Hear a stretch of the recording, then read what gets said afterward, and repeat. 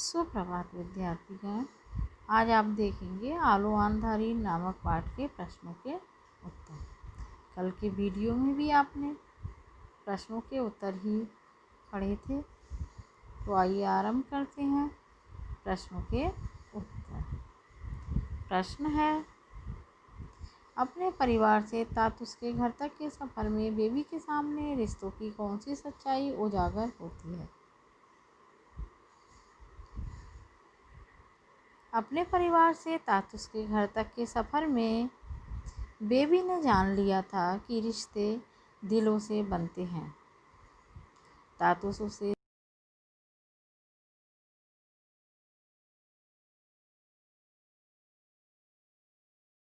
नहीं होने दी थी। इस घर से पहले वह अनेक जगह किराए के मकानों में रही, लेकिन हर जगह उसने लोगों की गंदी नज़रों का सामना किया। हर आदमी उसकी मजबूरी का फ़ायदा उठाना चाहता था। औरतों ने भी उसका दर्द कम ही समझा। हर समय उसके पति के बारे में पूछताछ करती रहती थी। उसके पिता तथा भाइयों ने, अर्थात लेखिका के पिता और भाइयों ने भी उसके बुरे वक्त में मुंह फेर लिया। उसके पिता और भाई ने भी बुरे वक्त में उसका साथ नहीं दिया। अगला प्रश्न है, इस पाठ में घरों में काम करने वालों के जीवन की जटिलताओं का पता चलता है। घरेलू नौकरों को और किन समस्याओं का सामना करना पड़ता है, इस पर विचार करिए। एक बार फिर प्रश्न दोहराएंगे।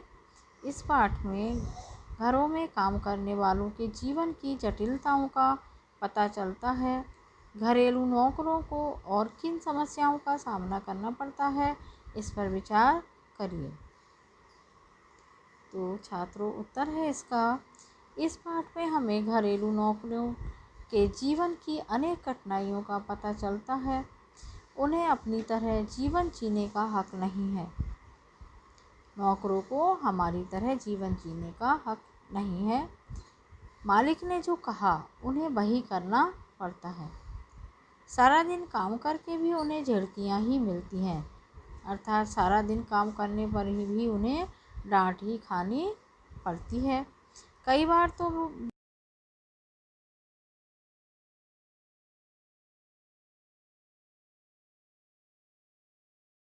उन्हें उनके भाग्य में होता है। धूप छाँव की चिंता न करके सारा दिन पसीना बहाना उनके भाग्य में होता है। किसी किसी घर में तो घरेलू नौकरों के साथ अमानवीय व्यवहार होता है। छोटी सी गलती पर उन्हें पशुओं की तरह पीटा भी जाता है।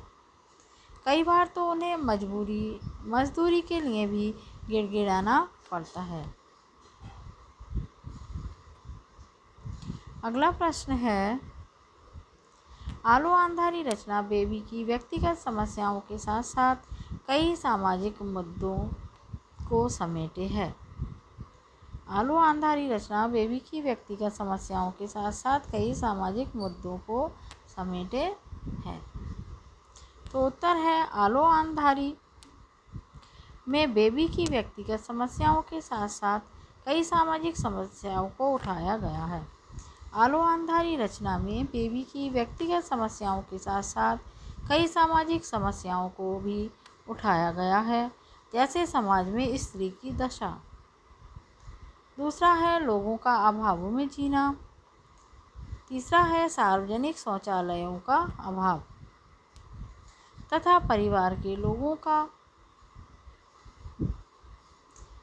अपनों से मोह भंग आदि।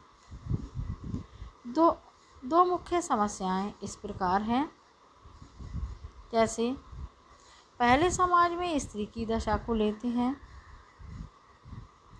सर्वप्रथम समाज में स्त्री की दशा को लेते हैं। एक अकेली रह रही स्त्री को समाज में ताने क्यों सुनने पड़ते हैं? एक अकेली रह रही स्त्री को समाज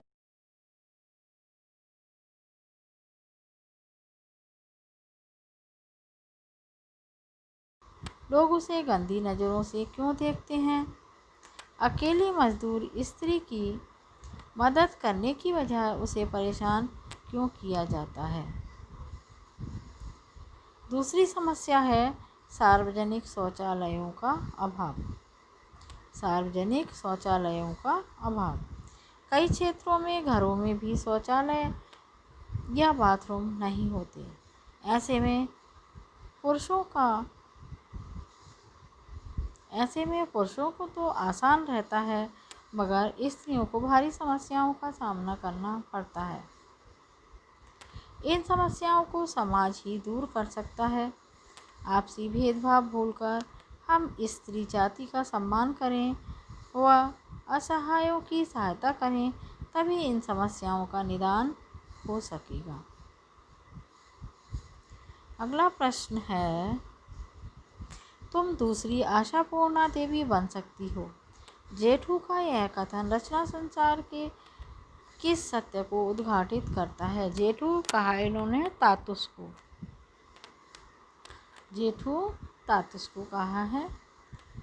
जेठू बड़े भाई को कहते हैं, तो यहाँ तातुस के लिए जेठू शब्द का प्रयोग हुआ है। तुम दूसरी आशापूर्णा देवी बन सकती हो। जेठू का यह कथन रचना संसार के किस सत्य को उद्घाटित करता है। उत्तर है, तुम दूसरी आशापूर्णा देवी बन सकती हो। जेठू का यह कथन लेखिका बेबी में नए उत्साह का संचार करता है। तुम दूसरी आशापूर्णा देवी बन सकती हो। जेठू का यह कथन लेखिका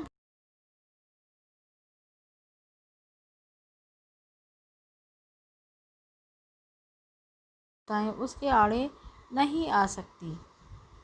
आशापूर्णा देवी ने भी अभावों भरे जीवन में अपना लेखन जारी रखा और नई ऊंचाइयों को छू लिया। जिस किसी में लेखन प्रतिभा है, उसे जरा सा उत्साहित कर दें तो वह अच्छा लेखन करता है। जेठू ने लेखिका की लेखन प्रतिभा को पहचाना।